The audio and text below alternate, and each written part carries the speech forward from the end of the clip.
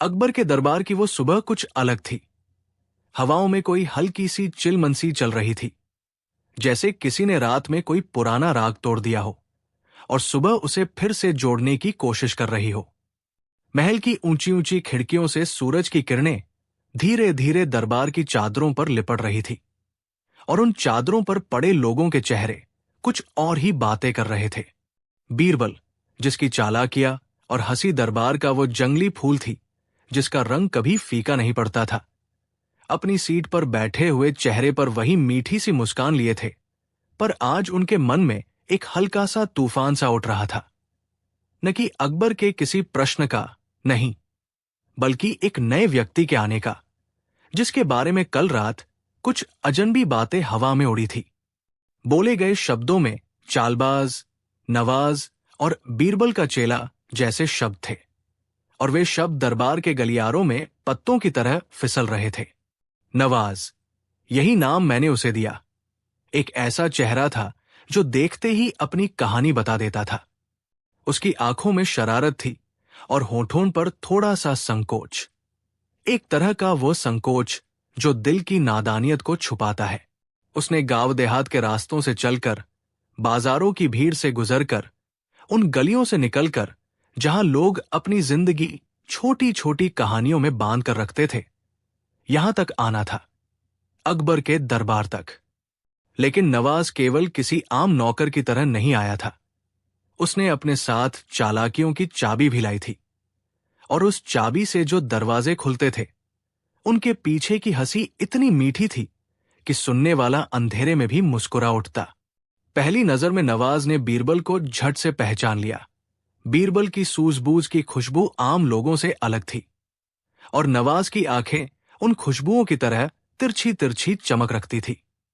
बीरबल ने उसे अपनी ओर बुलाया। वो बुलावा हमेशा से अजीब सा होता था, जैसे किसी ने पुराने वादे को याद दिलाया हो। नवाज ने हाथ जोड़कर प्रणाम किया, पर उसके भीतर की उचकी हुई हिम्मत उस प्रणाम में झलक रही थी। बीरबल ने उसकी चालाक आंखों में झांकते हुए कहा, कह नवाज, क्या बात है जो तुम्हें यहां लाई? नवाज ने कुछ पल रुका, फिर बोला, महाराज के दरबार की हवा में कुछ खुशबू है जो मुझे बुला लाई, पर असली वजह बीरबल साहिब है। उनकी बातों में जो तप है, वही मुझे अपनी ओर खींचता है। यह सुनकर दरबारियों के चेहरे पर हल्की मुस्कान उभरी और अकबर ने हंसते हुए कहा, देखा जाए तो हमारे बीरबल के चाहने वालों की कतार लंबी है, पर चालबाजों को आजमाना भी जरूरी है। नवाज कुछ दिनों के लिए बीरबल के साथ रहने लगा। वो बीरबल के छोटे छोटे कामों में हाथ बटाता, चाय बनाता, नोट्स रखता, और बीरबल की आंखों के कोनों में छिपे हुए मजाकों को पकड़कर खांसी की तरह उगल देता। पर असली बात यह थी कि वो सिर्फ नौकर नहीं था।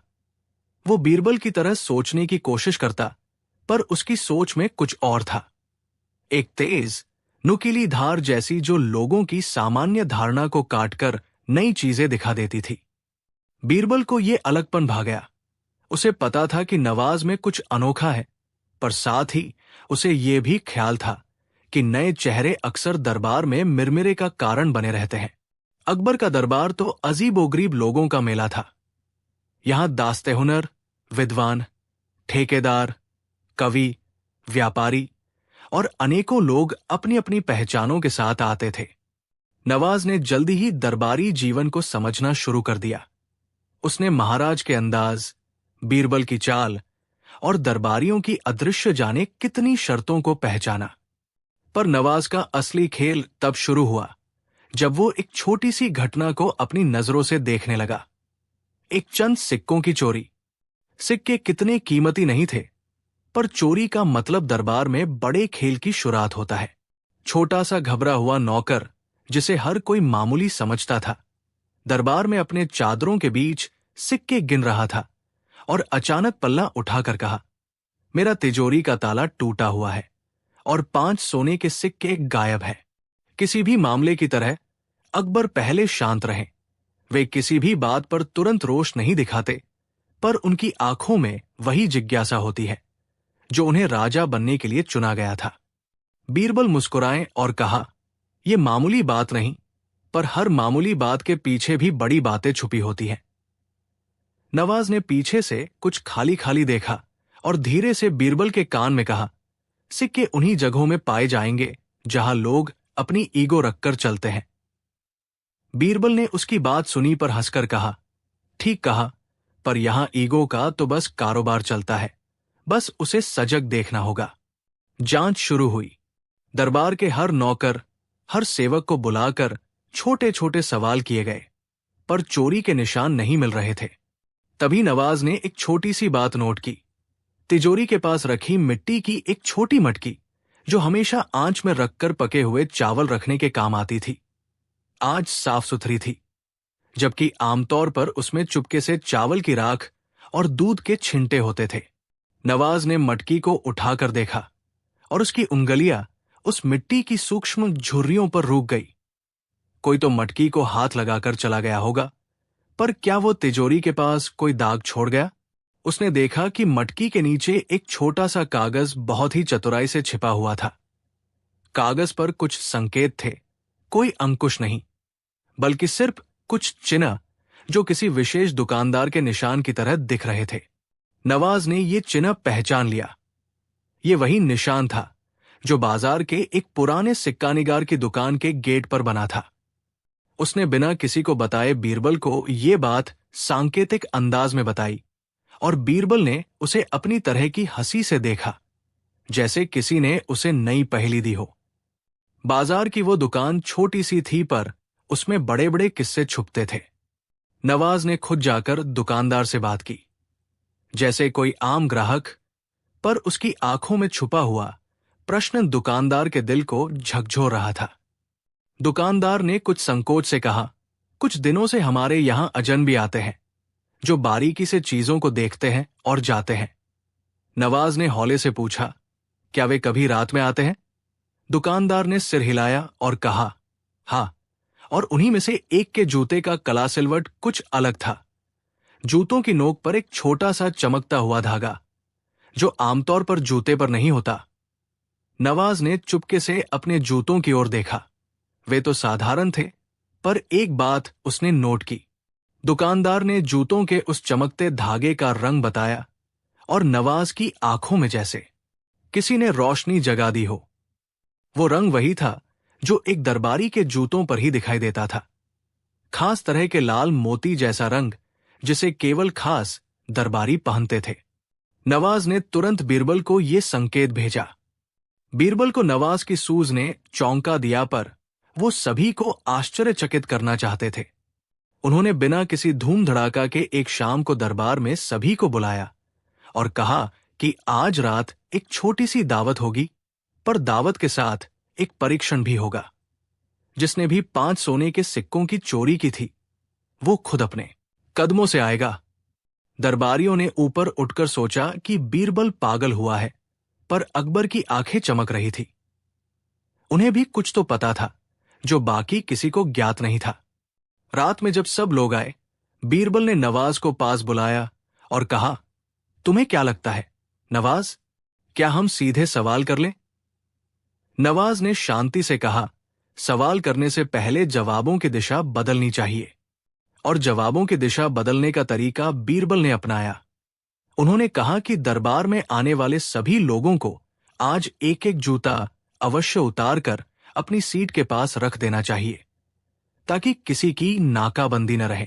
ये सुनकर दरबारियों में हलचल मची। जूतों के उतारना किसी के लिए अपमानित करने जैसा था, पर अकबर के आवाज में जो हवा थी, उसमें चीजें छुपी थी जो लोग समझने लगे। धीरे धीरे जूतों के बीच से एक एक करके जूते हटते गए, और जूते की नोक पर एक एक करके वही लाल चमकता धागा दिखा। कुछ लोगों ने स्पष्टतया अस्पष्ट शर्मिंदगी दिखाई, पर किसी ने कुछ नहीं कहा। तभी एक हल्की सी खनक हुई। एक ऊंची आवाज ने पूछा, क्या यह परीक्षण सही है? और तभी बीरबल ने एक छोटे से कपड़े के बर्तन में से 5 सोने के सिक्के निकालकर उन जूतों के बीच रख दिए। दरबारियों में हलचल की लहर दौड़ गई, पर बीरबल ने आंखें बंद कर ली और कहा, न्याय चलता है विचारों से नहीं, अवशेषों से चलता है। पर कहानी यही खत्म नहीं हुई। असली मोड़ तो तभी आया जब नवाज ने एक छोटी सी और बात नोट की। उन 5 सिक्कों पर एक हल्का सा चिन्ह था, एक तरह की कटाई जिस पर किसी ने नक्काशी की तरह अपना नाम छुपा रखा था। उस नाम की ताल्लुक एक ऐसे व्यक्ति से थी जो दरबार में सिर्फ नजर आता था, पर उसके हाथ पर कोई काम का निशान नहीं था। वो दरबार का वही आदमी था जिसे लोग सिर्फ सुर्खी के लिए देखते थे, पर असल में उसकी आंखों में लालसा का समंदर था।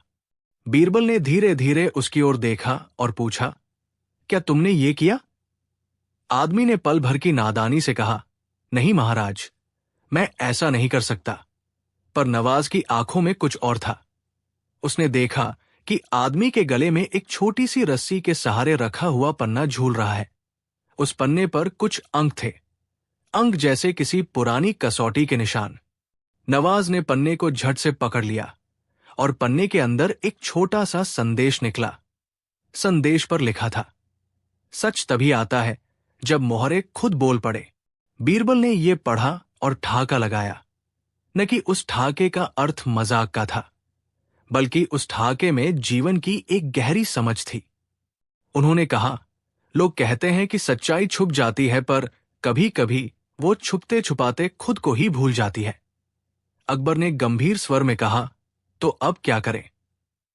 बीरबल ने नवाज की ओर देखा और कहा, तुम्हें यह बताना चाहिए कि तुमने कैसे ये झांकी देखी। नवाज ने सादगी से कहा, मैंने बस वही देखा जो आंखों के सामने था, पर लोगों की नजरों से परे। ये बात दरबार में कुछ अजीब प्रेम और घुटन दोनों लेकर आई। लोग सोचने लगे कि किसी की आंखों में जो कुछ दिखता है वो अक्सर सही नहीं होता। पर बीरबल ने यह सवाल खड़ा किया कि क्या सही और क्या गलत के बीच की रेखा को हम अपनी आंखों से ही तय कर लेते हैं। नवाज ने अपनी छोटी सी चाल से एक और राज खोल दिया। उसने बताया कि वो तिजोरी के पास रखी मटकी के नीचे छिपे कागज के निशानों को कैसे पढ़ा और कैसे दुकानदार के जूते के धागे की पहचान हुई। ये सुनकर अकबर ने कहा, तुम्हारी सूझ का कोई मुकाबला नहीं। पर बात बस इतनी नहीं थी। असल में उस चोरी के पीछे एक बड़ा खेल छिपा हुआ था, एक ऐसा खेल जो दरबार की नजरों से परे था। कुछ दरबारी जो अपने अपने फायदे और कुर्सियों की मांग में व्यस्त थे, चोरी का इस्तेमाल एक दूसरे पर आरोप लगाने के लिए कर रहे थे। वे छोटी छोटी बातों को बड़ा बनाकर दरबार के माहौल को विषाक्त कर रहे थे। नवाज ने ये सब देखा था, पर उसने अपनी चाल किसी तरह से इन लोगों के स्वार्थ को उलझाए बिना बड़ा सबक सिखाया। उसने दरबार में एक छोटी सी कहानी शुरू कर दी, एक कहानी जिसमें एक पुराने दिन के जौहरी की बात थी, जिसने अपनी सारी दौलत खो दी थी, पर फिर भी उसने अपने सत्य और ईमानदारी को नहीं छोड़ा। लोग उस कहानी को सुनते सुनते अपने अपने अतीत की खिड़कियों में झांकने लगे, और उस खिलखिलाहट ने चोरी की कड़वी हवा को धीरे धीरे मीठा कर दिया। नवाज का असली जादू यही था, वो सीधे से उल्टा बना देता और उल्टे से सीधे। वो लोगों को इसी तरह अपने भीतर झांकने पर मजबूर कर देता था। उसने एक दिन बीरबल से कहा, महाराज, लोग जो दिखाते हैं वो नहीं होते, और जो छुपाते हैं वही अक्सर सबसे ज्यादा बेचैन होते हैं। बीरबल ने उसकी बात पर सिर हिलाया और कहा, तुम्हारी बातों में एक सच्चाई है, पर सच्चाई कभी कभी इतनी तेज होती है कि लोग उसे सह नहीं पाते। समय बीतता गया और नवाज का प्रभाव दरबार में बढ़ता गया। वो सिर्फ आरोपों का उत्तर नहीं तलाशता था, वो उन छोटे छोटे दरबारियों की भावनाओं को पकड़ता और उन्हें एक नई दिशा देता। एक बार दरबार में एक बड़ा झगड़ा हुआ। 2 ब्राह्मणों के बीच भूमि और सम्मान की लड़ाई छिड़ गई। दोनों पक्षों ने अकबर के सामने कहा कि उनका मामला बड़ा गंभीर है और वे न्याय चाहते हैं। बीरबल ने कहा, न्याय के पहले हमें सच सुनना चाहिए, और सच सुनने के लिए शब्द पर्याप्त नहीं, हमें दिल की असली धड़कन सुननी होगी। नवाज ने चुपके से उन दोनों लोगों के बीच समय बिताया। उन्होंने उनके बचपन के कुछ किस्से सुने, उनके खोए हुए रिश्तों की कहानियां पढ़ी और महसूस किया कि वे लोग अमल में जो लड़ रहे थे वो उनके डर और पिछली चोटों का परिणाम था। नवाज ने बीरबल के साथ मिलकर एक ऐसा खेल रचा कि दोनों पक्ष स्वयं अपनी नजरों में परिवर्तन देखकर झुक गए और अंततः मामला सुलझ गया। बीरबल ने तब कहा, यह नवाज की कला है। वो दूसरों के भीतर की आवाज सुन लेता है और उसे बताने योग्य बनाता है। पर हर कहानी में खुशी के साथ कुछ अंधेरा भी रहता है। नवाज के बढ़ते प्रभाव से कुछ लोगों की ईर्ष्या भी बढ़ने लगी। दरबार के वे लोग जिनकी कुर्सियां बची खुची थी, वे नवाज को खतरे की तरह देखने लगे। किसी ने अक्सर कहा, यह नौजवान हमारे बीच चमक रहा है, पर चमक ज्यादा देर तक नहीं टिकती, वो जलकर राख भी कर सकता है। नवाज ने यह सब सुना लेकिन ध्यान नहीं दिया। वो अपने काम में लगा रहा। लोगों की दबी आवाजों को निकालकर उन्हें सच बताना उसका काम था। पर एक दिन उसकी चालाकी ने उसे मुश्किल में डाल दिया। वो एक ऐसे गहरे राज में उलझ गया जो उसकी अपनी पृष्ठभूमि से जुड़ा था। दरबार में अचानक एक गुप्त दस्तावेज लीक हो गया। एक दस्तावेज जिसमें कुछ पुराने करार और जमीन के दावे थे, और उन दस्तावेजों में नवाज के गांव का नाम भी छपा हुआ था। ये सुनते ही नवाज का चेहरा बदल गया। वो जानता था कि अगर ये दस्तावेज गहराई से जांचा गया तो उसके परिवार की छवि पर असर पड़ेगा। पर नवाज ने फिर वही चुनिंदा चाल चल दी। उसने बीरबल के सामने अपने गांव की कहानी रख दी, बिना कोई बहाना बनाए, बिना किसी को दोषी ठहराए। उसने बताया कि कैसे उसके पिता ने अपनी ईमानदारी से जमीन जुटाई और कैसे कुछ चालबाजों ने उन्हें धोखा दिया।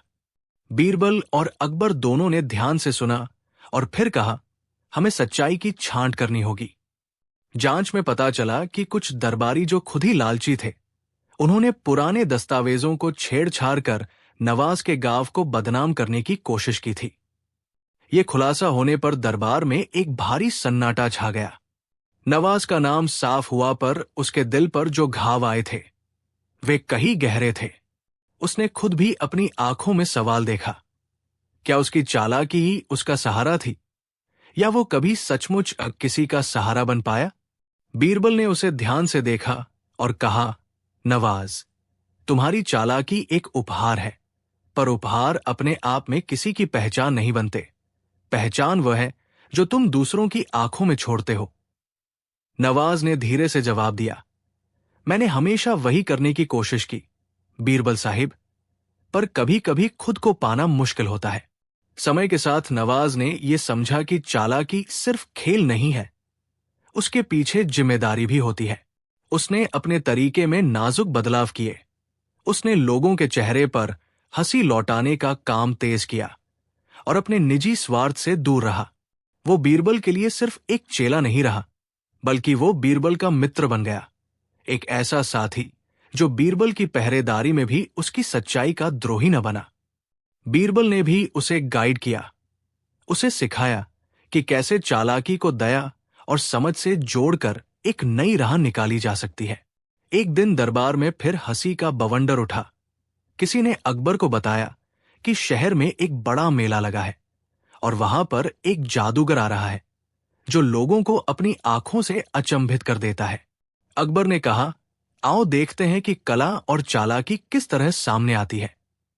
नवाज ने भी इस शो में भाग लिया, पर वो सहभागी के रूप में नहीं, बल्कि दर्शक के रूप में गया। उसने देखा कि जादूगर कैसे लोगों की उम्मीदों को खिलाकर उनका दिल जीतता है। पर नवाज ने एक छोटी सी चीज नोट की। जादूगर के खेल में कुछ संकेत इतने सामान्य थे कि अगर कोई ध्यान दे तो असली चाल अदृश्य हो जाती। नवाज ने हल्के से मुस्कुराते हुए बीरबल को कहा, अकबर के दरबार की सुबह हमेशा किसी ताजा संगीत की तरह आती थी, कभी हल्की, कभी तेज, पर हर बार कुछ नया लेकर। उस सुबह भी वही हल्की सी खनक थी, पर हवा में एक अजीब सी गूंज थी।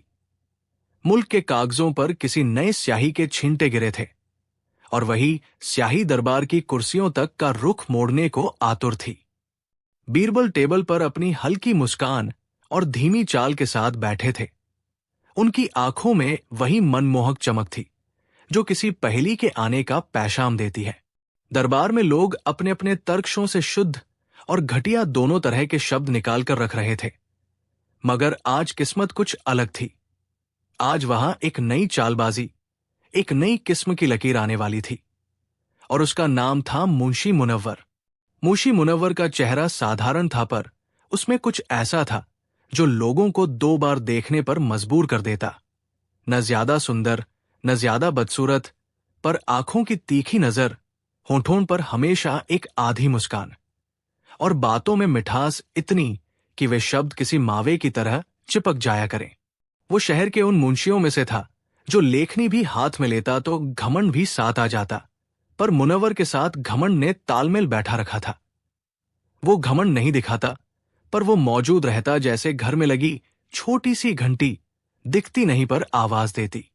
उसने अपने लिए मुंशी का ठप्पा पहले ही जमाया हुआ था।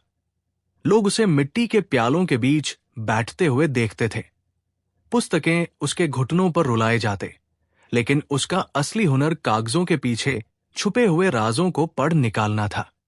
दरबार में मुंशी का आना किसी सुनहरे चंचल तारे के गिरने जैसा नहीं था। वो धीरे धीरे आया, पर उसकी आहटें इतनी असरदार थी कि कई लोग उसे देखकर अपने गले में बंद किए हुए सवाल वही खुलते देख चुके थे। मुंशी मुनव्वर का काम था लेखा जोखा संभालना, कागजों की सुइयों से खेलना, दरबार के छोटे छोटे लेन देन को 4 खंभों पर ठहरा कर रखना। पर उसके भीतर कुछ और था। वो न सिर्फ कागजों का फरिश्ता था, बल्कि लोगों की कमजोरियों का पाठक भी। उसने जल्दी ही दरबार के हर दरबारी की फीस, हर ब्राह्मण की छोटी सी महिमा और हर नौकर की खोई खोई चाह को नोट कर लिया। किसी ने उसकी चालाकी को फुर्सत समझा, किसी ने उसे अपना मित्र मान लिया, और कुछ लोग उसमें खतरा देख बैठे। पर मुंशी ने इन सबको अपनी बुनियाद मान लिया और धीरे धीरे अपनी जगह मजबूत कर ली। एक दिन अकबर के खजाने में कुछ अनहोनी सी गिरावट दिखी। गणनाओं में कुछ अजीब मिल रही थी। आंकड़े जो हमेशा संतुलित रहते थे, उनमें छोटे छोटे गड्ढे उभर आए थे। अकबर चिंता में पड़ गए और बीरबल से कहा कि वे इस बात की तह तक जाएं। बीरबल ने अपनी शांत मुस्कान में बताया कि हर गलतियान किसी न किसी की शरारत का पल्ला पकड़े होती है और उन्हें खोलना चाहिए। मुंशी मुनव्वर ने इस बात पर तुरंत हाथ बढ़ाया। उसकी आंखों में कुछ चमक थी, जैसे किसी कोकिला ने पहले ही अपने घोंसले के भीतर अंडा दबा रखा हो। उसने कहा, महाराज, मैं आपकी सेवा में हाजिर हूं। कागजों को मैं ही वो बताऊंगा जो नजर आता है। अकबर ने उसे आजमाया और मुंशी ने लेखों की तह खोली। उसे शहर के हर छोटे से छोटे रिटर्न और कर की अदायगी का पता था। वो जिज्ञासा का ऐसा ठेका ले चुका था कि हर लाइन उसका पालतू जान पड़ती थी। बीरबल ने भी उसकी बातों में लिपटे संकेतों को सुना और देखा कि मुंशी की नजरें कागजों के साथ साथ लोगों की अधेरों में भी घुस रही है। शुरुआत में तो मामला छोटा सा लगा। कुछ गड्ढे आंकड़ों में थे, पर वे किसी मायने वाले चोर की साजिश नहीं लग रहे थे। पर जैसे जैसे मुंशी ने दूर तक नजर डाली, उसने कुछ चुभते हुए धागों की खोज की। उन धागों के पीछे एक चाल थी, एक नियोजित राजनीति की चाल, जिसमें कुछ दरबारी अपनी छोटी छोटी कमानों से बड़ा लाभ खींच रहे थे। मुंशी ने इन छोटी छोटी लकीरों को जोड़कर एक बड़ा जाल बना दिया, पर उसने बखूबी ये भी समझा कि सीधे आरोपों से अच्छे अच्छे दोस्त दुश्मन बन जाते हैं। इसलिए उसने बीरबल के साथ मिलकर एक अलग सी चाल चली। वो कागजों के पीछे छुपे भावों का खेल दिखाने लगा, लोगों को उनके अपने शब्दों की परत से रूबरू करा दिया। मुंशी का तरीका था मधुर पर नुकीला। वो किसी का अपमान किए बिना बिना सीधे नाम लिए लोगों के सामने उनकी गलतियों की तस्वीर रख देता कि वे ही खुद शर्म से लाल हो जाते। पर किसी भी चालबाज के सामने एक आईना भी होता है, और मुंशी मुनव्वर का आईना उसका अतीत था। कुछ दरबारियों ने मुंशी की बढ़ती प्रशंसा और नजदीकी को देखकर शंका जता दी। उन लोगों ने सोचा कि मुंशी किसी तरह से अपने लाभ के लिए ये खेल रचा रहा होगा, कि वो दरबार में अपनी पकड़ बनाकर पुराने रक्षक की तरह उभरना चाहता है। बीरबल, जिनके मन की सूझबूझ दूसरी जगहों पर स्नायु पर तरह काम करती, उन्होंने मुंशी की हर चाल को प्यार और जांच दोनों से बताया। वे जानते थे कि किसी भी तेज चतुराई के भीतर एक नरम दिल भी होगा, और किसी भी नरम दिल के पीछे एक शांत भय भी। मोशी ने उन सभी संदेहों का सामना किया, पर उसने कभी भी सीधे उत्तर न देने की कला अपनाई। वो मुस्कराया, लिखी हुई बातों को ऐसे पलटता जैसे कोई संगीत का ताल बदलता हो। दरबार में एक दिन अचानक हंगामा हुआ। किसी ने अकबर के सामने एक पुराना रजिस्टर फेंक दिया, जिसमें कुछ हस्ताक्षर और कुछ तिथियां मिली। यह रजिस्टर किसी बड़े करार का हिस्सा था, और उसमें ऐसी बातें लिखी थी जो सीधे अकबर के सम्मान को चुनौती देती। अकबर आश्चर्यचकित हुए और लोगों में सन्नाटा छा गया। बीरबल ने मुंशी से पूछा कि इस रजिस्टर की सच्चाई क्या है, पर मुंशी मुनव्वर ने कहा, महाराज, सच्चाई अगर कागजों पर उतरी है तो उसे पढ़ना चाहिए, पर कागजों की स्याही अक्सर लोगों के दिल की नमी नहीं दिखाती। उसने रजिस्टर की अंगुलियों के बीच धीमी चाल से पन्ने पलटे, और उसने पाया कि किसी ने जानबूझकर कुछ पन्नों पर मिट्टी के धब्बे छोड़े थे ताकि कुछ तिथियां अस्पष्ट दिखें। मुंशी ने यह निश्चय किया कि वो खुद इस पच्चीदे को सुलझा कर दिखाएगा, लेकिन उसका तरीका अलग था।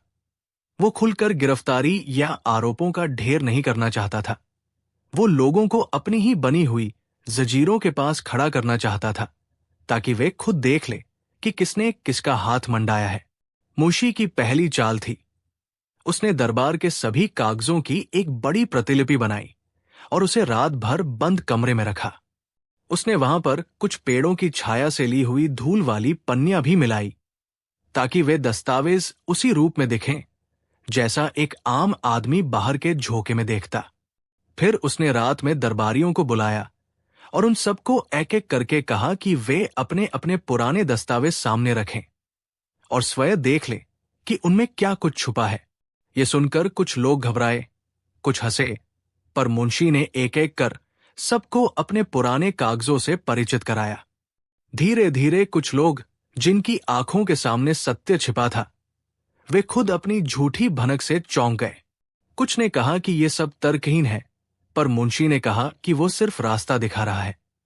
आखिर लोग अपनी सफाई के लिए खुद ही उत्तम वकील बनते हैं। फिर मुंशी ने बीरबल के साथ मिलकर एक और चाल चली। उन्होंने ने उन पन्नों को अलग अलग करके उनमें जो तिथियां अस्पष्ट थी, उनके पीछे के संदर्भों को ढूंढ निकाला। उन्होंने पाया कि कुछ पन्नों पर हस्ताक्षर वही थे जिनके पास कभी कुछ रिश्ते थे। एक हस्ताक्षर तो दरबार में नाम रखने वाले ही थे, जिनका स्वभाव पहले से ठहरा हुआ और ईमानदारी के दावे पर भारी भरोसा रखना था। मुंशी ने इन संकेतों को इतनी सूक्ष्मता से जोड़ दिया कि जिन लोगों ने कभी किसी कागज को हल्के में लिया, वे अपने भीतर छिपी हुई चालों के कारण शर्मिंदा हो उठे। पर जैसे तैसे सब कुछ निपट रहा था, वैसे ही मुंशी के दरबार में एक छोटी सी अफवाह फैल गई। कहने लगे कि मुंशी अपने आप को बड़ा कर रहा है, किसी का गुणगान कर रहा है और महानता का आसन छू रहा है। ये अफवाह तोय जा रही थी। अफवाह दरबार में आग की तरह फैलती है और कुछ लोग इसे हवा में नया तर्पण मान लेते हैं। मुंशी के समक्ष एक बड़ा संकट तब आया जब किसी ने दरबार में उसे चुनौती देनी शुरू कर दी।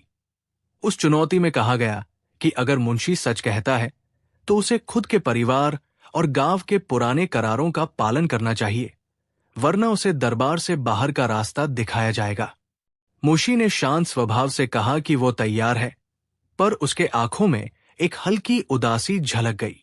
वो जानता था कि सच सामने आने पर उसके अपने भी प्रभावित होंगे।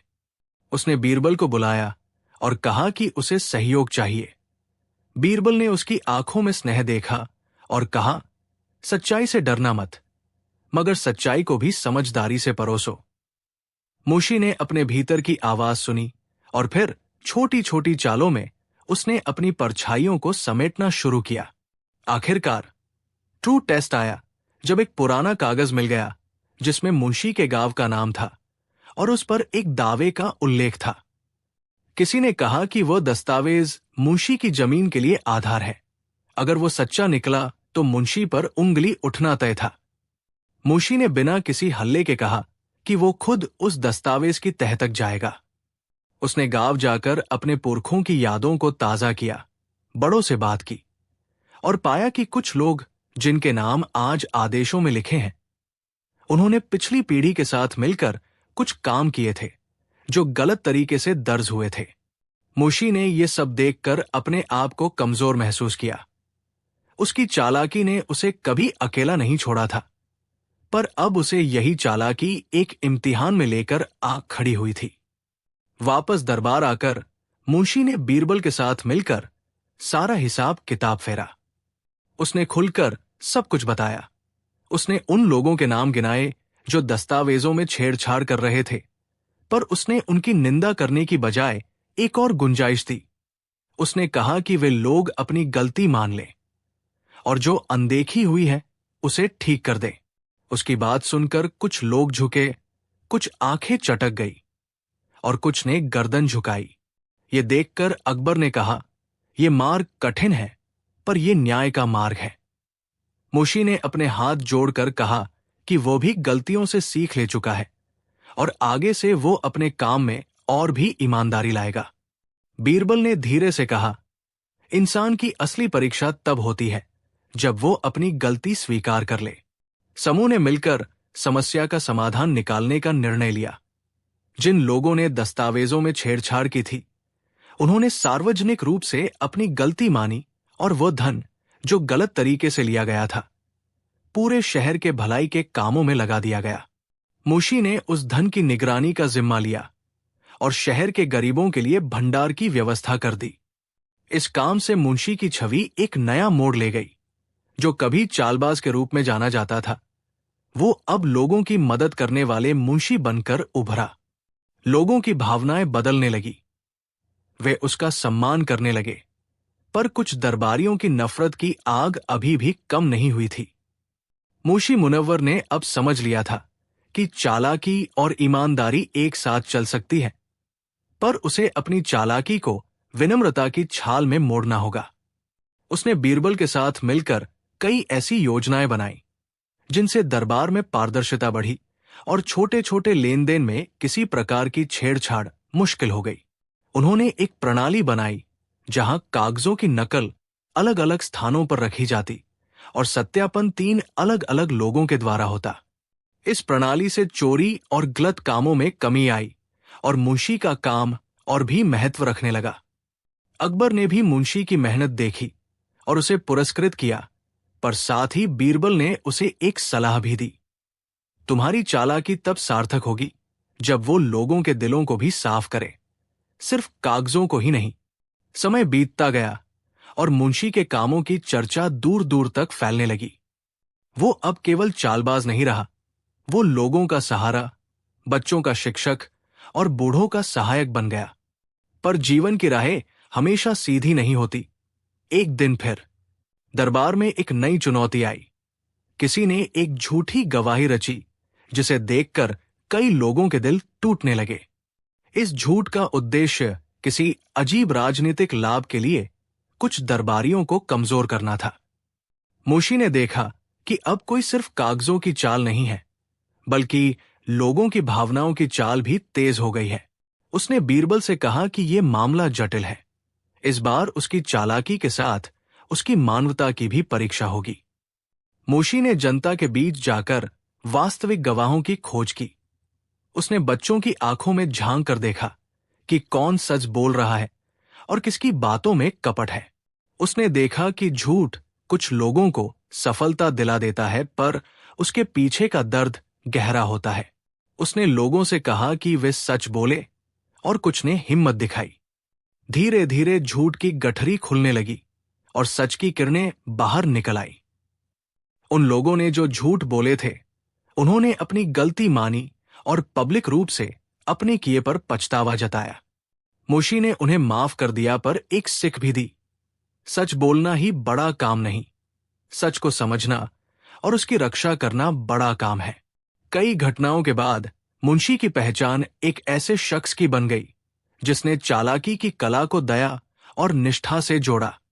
लोग उसकी तारीफ करते हुए कहते कि उसने बीरबल के साथ मिलकर न केवल दरबार का भला किया, बल्कि शहर को भी एक नया पाठ पढ़ाया कि कागजों के पीछे छुपी हुई हिस्ट्री और लोगों के दिलों के बीच का फासला हमें जोड़ सकता है अगर हम चाहें। बीरबल ने मुनव्वर को धीरे से कहा, तुमने अपनी चालाकी को अगर यही सिख दिया कि वो दूसरों को छोटा करने नहीं बल्कि ऊंचा करने का जरिया बने, तो तुम्हारा असली जीत वही है। मुंशी मुनव्वर का अंत कथा में किसी दुख भरे मोड़ पर नहीं आया। उसने जीवन भर सीखना और सिखाना जारी रखा। कई सालों बाद जब वो बूढ़ा होने लगा, लोगों ने उसे सम्मान दिया। बच्चे उसकी कहानियां सुनकर बड़े हुए और बीरबल ने उसकी पीठ पर हाथ रखकर कहा, तुम्हारी चालाकी ने तुम्हें बड़ा बनाया, पर तुम्हारा हृदय ही तुम्हें महान बनाता है। मुंशी ने अपनी आखिरी हंसी में सब कुछ समेट लिया। एक हंसी जिसमें पछतावा, संतोष और अजीब सी शरारत का मेल था। और उसने अपने परिश्रम को अपने शहर की खुशहाली में बदलते देखा। कहानी का आखिरी सबक यह रहा कि चालाकी अगर केवल स्वार्थ के लिए हो तो वो पतन लेकर आती है, पर जब चालाकी कमजोरों के लिए और सच की रक्षा के लिए हो तो वही दुनिया बदल सकती है। बीरबल, जो हमेशा से मानवों की नाजुक धड़कनों को समझते रहे, ने मुंशी की इस यात्रा को निहायत प्यार से देखा और कहा, हर इंसान के भीतर दो मुड़ने वाली सड़कों की तरह रास्ते होते हैं, एक जो उसे छोटा बनाती है और एक जो उसे बड़ा। चुनना मुश्किल जरूर है, पर सही चुना जाए तो वही इंसान इतिहास की किताब में सुकून से बैठ जाता है। और इस तरह मुंशी मुनव्वर की चालाकी, उसकी मोहताजियों, उसकी जिंदगी के छोटे बड़े फैसलों और उसकी सच्चाई की कहानी अकबर के दरबार के गलियारों में सदियों तक गूंजती रही, न केवल एक मजाक सी कहानी के रूप में, बल्कि एक मिसाल के रूप में कि कैसे चालाकी और इंसानियत साथ साथ चल सकती है अगर उनमें दया की डोर जुड़ी रहे। अकबर के शासन में कई बातें थी जो लोगों के दिलों में घर बना लेती। न्याय की उम्मीद, दरबार की मशहूर कहावतें और वो अजीब सा भरोसा कि राजा सुनता भी है और देखता भी है। पर जैसे जैसे राज्य का दायरा बढ़ा, छोटे छोटे मसले भी बड़े से बड़े सवाल बनकर उभरने लगे। गांवों की गलियां, खेतों की मिट्टी और बाजारों की दुकानों में उन सवालों की हल्की सी सरसराहट तेज होती जा रही थी। एक साल ऐसा आया जब मौसम अच्छा भी था और फसलों की उम्मीदें भी थी, पर प्रजा के मन में कुछ खिन्नता थी, न कि अकबर के शासन से, पर अकबर के प्रतिनिधियों की कुछ हरकतों से। छोटे छोटे अधिकारी जो पहले सीधे सादगी से काम लेते थे, अब अपने लिए छोटे छोटे नियम बना रहे थे। कर की गणना में कुछ ऐसे निशान दिखने लगे जिन्हें किसान समझ नहीं पा रहे थे, और हल्की सी फसलों की कमी के बहाने कुछ साहूकार अपनी मांग बढ़ा रहे थे। इस तरह की छोटी छोटी खट्टे मिलकर एक दिन बड़े विवाद की तरह उभर पड़ी और अकबर की आंखों तक पहुंचने लगी। एक सुबह अकबर दरबार में बैठे थे। उनके सामने नौकरों की आवाजें, मंत्रीगण की मुट्ठियां और बीरबल की वही मीठी मुस्कान, पर आज कुछ अलग था। एक वृद्ध किसान नंगे पांव, धूल भरी टोपली सिर पर रखे, दरबार के द्वार पर खड़ा था। उसकी आंखों में थकान और उम्मीद दोनों की परतें थी। लोगों ने कहा कि वो तो अक्सर मिलता नहीं, पर आज उसने इतनी दूर से आकर अपना मामला लाया है कि उसे सुनना चाहिए। अकबर ने संकेत किया और किसान को बुला लिया। किसान ने हाथ जोड़कर कहा, महाराज, हम छोटे किसान हैं। हमारे खेतों में हमने मेहनत की, पर हम पर कर बहुत बढ़ा दिया गया है। हमारे पास जो बचता है वो जीवन के लिए नहीं, कर्ज चुकाने के लिए भी नहीं। अकबर ने ध्यान से सुना, पर दरबार में बैठे कुछ अधिकारी हंस पड़े। वे कहते रहे कि राज्य का व्यय बढ़ गया है, सेनाओं की लागत है, सड़कें हैं, पुल है, सबका हिसाब किताब बड़ा है। बीरबल चुप रहे, पर उनकी आंखें सोच में गहरी उतर गई। अकबर ने कहा, बताओ, ये कर किस तरह से वसूला जा रहा है? किसान ने बताया कि स्थानीय ठेकेदार हर फसल पर एग्रीगेट टैक्स नाम से कुछ जोड़ते हैं और उन दस्तावेजों में कुछ अस्पष्टता होती है। जब अकबर ने उन अधिकारियों से पूछा, उन्होंने शिंदे तौर पर कहा कि सब कुछ नियम के मुताबिक है। फिर कुछ दिनों में ऐसी खबरें आई कि कई गांवों में लोग अपने अपने खेतों को छोड़ने की नौबत पर आ रहे हैं। न कि वे आलसी हैं, पर कर और सूद के चलते उनकी रोजमर्रा की लड़ाई बढ़ती जा रही थी। किसानों की आहें दरबार तक पहुंचते पहुंचते जनता में बदल गई। छोटे छोटे दुकानदारों ने कहा कि साहूकार अब उनकी दुकानों पर ज्यादा ब्याज मांगते हैं, और किसी के पास अपने बच्चों की पढ़ाई के लिए पैसे नहीं बचे। ये सब सुनकर अकबर का चेहरा गंभीर हो गया। वे जानते थे कि राज्य की शक्ति केवल तलवार में नहीं, बल्कि लोगों की खुशी में भी है। पर साथ ही दरबार के कुछ लोग, जिनका हित इन करों में बंधा था, वे किसी भी तरह से इस व्यवस्था को बचाने का प्रबंधन कर रहे थे। इससे दरबार और प्रजा के बीच में एक नोंक-झोंक की हवा बन गई। नोंक-झोंक जो शब्दों की लड़ाई नहीं थी, बल्कि व्यवहार और नियमों का टकराव था। उसी समय एक छोटी सी घटना ने आग में घी डाल दिया। एक मेले के दिन एक नौजवान लड़का, जिसका नाम आमिर था, अपने पिता के साथ आया था। उसने देखा कि उसके पिता से कर वसूलने वाले ने उससे कठोरता से व्यवहार किया और उस पर अधिक कर लाद दिया। आमिर चुप नहीं बैठा। उसने उस व्यक्ति पर दोषारोपण कर दिया और सार्वजनिक रूप से कहा कि यह अन्याय है। इससे शहर में गहमा गहमी हुई और लोग दो हिस्सों में बंटने लगे। कुछ लोग कहते कि कानून ही कानून है, और कुछ लोग किसानों के हक में थे। आमिर की आवाज ने किसी तरह से दरबार की आंतरिक कमनियों तक पहुंचा दी और प्रजा का विश्वास अब सीधा अकबर की ओर मुड़ने लगा। वे चाहते थे कि राजा सुने और उनके कष्ट का निवारण करें। अकबर ने निश्चय किया कि वे स्वयं प्रजा के बीच जाएंगे। वे चाहते थे कि राजा की उपस्थिति से लोग अपना दर्द सीधे कहें और वे अपने कानों से सुने। पर दरबार के अधिकारियों ने इसे अच्छा विचार नहीं माना। उन्होंने कहा कि राजसी उपस्थिति से विवाद बढ़ सकता है। इसके बावजूद अकबर ने अपने घोड़े पर चढ़कर शहर की ओर कूच किया। उन दिनों अकबर का चश्मा और साधारण वस्त्र पहनना किसी तरह का संकेत बन गया था कि राजा आम जनता के बीच आने को तैयार है। जब अकबर चल पड़े तो भीड़ ने उन्हें देखकर उम्मीद भरी आंखों से देखा। लोग सोचने लगे कि शायद अब उनकी आवाज का असर होगा। बीरबल, जो हमेशा से राजा के साथ खड़े रहते थे, भी साथ थे। वे जानते थे कि सीधे लोग और राजा की बातचीत कई बार जटिल होती है, पर वो अक्सर ही बेहतर रास्ता दिखाती है। शहर में आकर अकबर ने देखा कि हालात उतने ही जटिल है जितना कहा जा रहा था। कुछ दुकानदारों ने अपनी दुकानों पर तख्ती लगा रखी थी कि हम बेईमानी नहीं करेंगे, तो कुछ दुकानों में तख्ती ये दिखा रही थी कि कर्ज माफी चाहिए। खेतों की ओर जाने वाला रास्ता सूना और धूल भरा था, और कुछ वृद्ध लोग बैठकर अपनी उंगलियां गवा रहे थे। वे देखते रहे कि राज्य का विकास किस तरह से उनकी जिंदगी से दूर हो रहा था। अकबर ने भीड़ में जाकर एक वृद्ध से पूछा कि हाल चाल कैसा है, और वृद्ध ने कहा, महाराज, हम आपके नाम पर जीते हैं, पर आपके नियम हमारे जीवन को कठिन कर रहे हैं। यह सुनकर अकबर के मन में भारीपन आया। उन्होंने बीरबल से कहा, मुझे लगा था कि राज का काम केवल कानून बनाना है, पर अब लगता है कि जमीन से जुड़ी छोटी छोटी बातों को भी समझना जरूरी है। अकबर ने स्थानीय अधिकारियों को बुलाया और उनसे विस्तार से पूछा कि करों की गणना कैसे होती है। अधिकारियों के चेहरे पर असली बातें नहीं दिखी। वे मुश्किल से उत्तर दे रहे थे।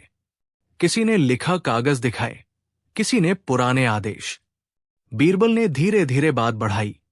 उन्होंने कहा कि नियम जरूरी है, पर नियमों का उद्देश्य लोगों की भलाई होना चाहिए, न कि उनका शोषण। बीरबल का स्वभाव ही ऐसा था कि वे कठिन मुद्दों को सरल बना देते थे। उन्होंने कहा, महाराज, अगर नियम लोगों की दुहाई बन जाए तो नियम ही अपमानित होते हैं। यह सुनकर कुछ अधिकारी नाराज हुए, पर अकबर ने कहा कि वे सच्चाई जानना चाहते हैं। तभी आमिर भी सामने आया और उसने अपनी बात सीधे रख दी। उसने कहा कि कर वसूलने में ठेकेदार और साहूकार मिलकर मनमाना कर रहे हैं और लोगों को कर्ज के दलदल में धकेल रहे हैं। उसकी आवाज में जोश और सच्चाई थी, और ये सब सुनकर कुछ दरबारियों को भी शर्म आई। अकबर ने देखा कि समस्या का हल केवल दंड देने में नहीं है, उसे जड़ तक जाने की आवश्यकता थी। उन्होंने निश्चय किया कि वे एक नई प्रणाली अपनाएंगे, एक ऐसी प्रणाली जिसमें करों की गणना पारदर्शी होगी और स्थानीय पंचायतों को ये अधिकार होगा कि वे अपने हिसाब से सामान्य कर निर्धारण करें, पर राज्य की सीमा के भीतर। ये प्रस्ताव सुनकर कुछ लोग हंसे। वे कहते थे कि अगर स्थानीय पंचायतें खुद कर तय करेंगी तो वे अपना ही हित करेंगी। पर अकबर ने कहा कि स्थानीय लोगों को समझने वाला कोई और नहीं हो सकता, और साथ ही उन्होंने ये भी कहा कि यदि स्थानीय लोग अनुचित कर लगाएंगे तो इन्हें राजा के प्रतिनिधियों के द्वारा सख्ती से चेक किया जाएगा। ये संतुलन कई लोगों को समझ आया, पर कई लोग अब भी असंतुष्ट थे। वे कहते थे कि ये सब बहाने हैं और कोई भी व्यवस्था बड़े लोगों के हितों को नहीं छेड़ेगी। इन सब के बीच एक और मसला उभर गया, न्याय में देरी। कई लोग शिकायत कर रहे थे कि छोटे-मोटे मामलों में न्याय मिलने में महीनों लग जाते हैं और लोग अपने छोटे अधिकार भी नहीं पा पाते। बीरबल ने सुझाव दिया कि स्थानीय तहसीलों में छोटा सा न्याय पैनल बनाया जाए, जहां 3 सदस्यों, एक स्थानीय प्रतिनिधि, एक गांव का बुजुर्ग और एक राजा का नुमाइंदा मिलकर छोटे मामलों का तुरंत निपटारा करें। ये विचार भी किसानों और दुकानदारों में लोकप्रिय हुआ, पर कुछ न्यायाधीशों ने इसे चुनौती के रूप में देखा।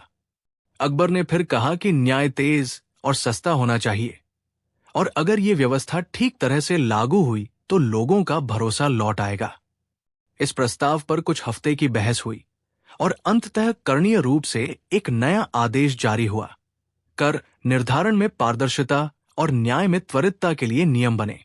नए नियमों ने एक हल्की सी राहत लाई, पर कुछ लोगों की नाखुशी भी बढ़ी। वे जिसने पहले मनमाने तौर पर लाभ उठाया था, वो अब परेशान हुए। कुछ साहूकार और बड़े ठेकेदारों ने शहर में अफवाहें फैलाई कि राजा अब गरीबों को पुरस्कृत कर रहे हैं ताकि वे उनकी संपत्ति छीन लें। ये बात सुनकर अकबर को दर्द हुआ। वे चाहते थे कि न्याय और समता ही राज्य की नींव बने। उन्होंने सार्वजनिक रूप से घोषणा की कि राज्य किसी का सामान नहीं छीनेगा, पर यदि कोई कागज या कर में धांधली कर रहा है तो उसके विरुद्ध सख्ती की जाएगी। बीरबल ने लोगों से कहा कि परिवर्तन एक दिन में नहीं हो सकता, पर अगर लोग संयम रखें और नियमों का पालन करें तो सब ठीक होगा। इस सब में आमिर की छोटी सी आवाज ने बड़ा असर डाला। उसने युवाओं को संगठित किया और कहा कि वे अपने अधिकारों के लिए शांतिपूर्ण तरीके से आवाज उठाएं। युवाओं की ऊर्जा और बुजुर्गों का अनुभव मिलकर एक नई हवा लाए। लोगों ने छोटे छोटे सुधारों को अपनाया और प्रशासन ने भी धीरे धीरे उनमें समायोजन किया। कुछ माह की मेहनत के बाद गांवों में फसलें ठीक रहीं और दुकानदारों के पास भी कम से कम हालात सुधरने लगे। अकबर ने देखा कि ये सुधार केवल आदेशों से नहीं आया, बल्कि लोगों की भागीदारी से आया।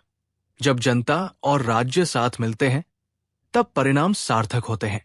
बीरबल की सूझ और आमिर जैसे युवाओं की आग ने मिलकर एक सेतु बनाया, एक ऐसा सेतु जिसने राजा और प्रजा के बीच की दूरी को कम किया। हालांकि सब कुछ नहीं बदल पाया। कुछ लोग अभी भी लालच और स्वार्थ के दल में उलझे रहे, पर अब उनका दायरा सीमित था। अदालतों में तेज निर्णय आने लगे और करों में पारदर्शिता ने लोगों को विश्वास दिलाया कि अगर वे सही बात उठाएंगे तो सुनवाई होगी। समय के साथ ये मामला सिर्फ एक लोकल विवाद नहीं रहा, ये मिसाल बन गई।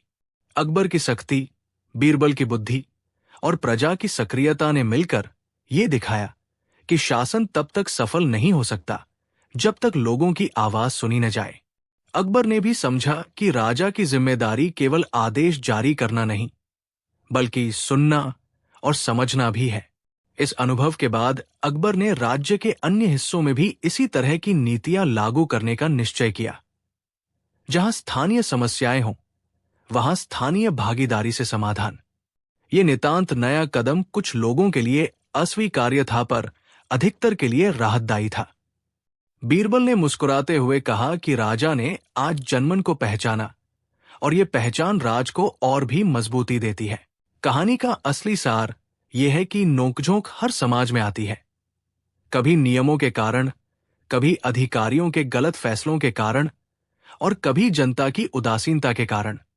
पर यदि इन नोकझोंकों को संवाद और समझ से सुलझाया जाए तो वे केवल तालमेल नहीं बढ़ाते, बल्कि समाज को नई दिशा भी देते हैं। अकबर और प्रजा के बीच हुई नोकझोंक ने यही सिखाया कि सत्ताधारी और जनता दोनों को मिलकर काम करना चाहिए, और सच्चाई की खोज में धैर्य और न्याय की तेजी दोनों जरूरी है। समय के साथ जब राजा ने लोगों की बातों को अपना लिया और जनता ने भी शासन की भलाई में दिलचस्पी दिखाई, तब एक नई सुबह आई। उस सुबह में हवा में केवल स्याही की सुगंध नहीं, बल्कि मिट्टी की खुशबू भी थी, और लोगों के चेहरों पर वही मुस्कान थी जो बताती थी कि उनका राजा अब उनकी आवाज सुनता है और वे भी अपने हिस्से की जिम्मेदारी निभाते हैं। अकबर का दरबार उस दिन वैसे नहीं था जैसा अक्सर होता था। हवा में कुछ रूखापन था, ऐसा रूखापन जो शब्दों की गंध में नहीं, बल्कि उन लोगों की आंखों में झलकता था जो अपनी किस्मत के सरोकार लेकर बैठे थे। सुबह सुबह से ही महल की घड़ियों में उदासी सी गूंज रही थी, न कि किसी प्राकृतिक दुख की गूंज, बल्कि किसी अनकहे खतरे की। अकबर ने सुबह का नाश्ता धीरे धीरे किया। उनकी आंखों में वही शांति थी जिसे उनके दरबारियों ने वर्षों में जाना था, पर आज उनकी ये शांति किसी आंच की तरह बहुत सूक्ष्म तरीके से कंपित थी। बीरबल अपनी जगह बैठे थे, उस मुस्कान के साथ जो किसी भी समस्या को पहले हल्का कर देती थी, फिर उसका हल निकालती थी।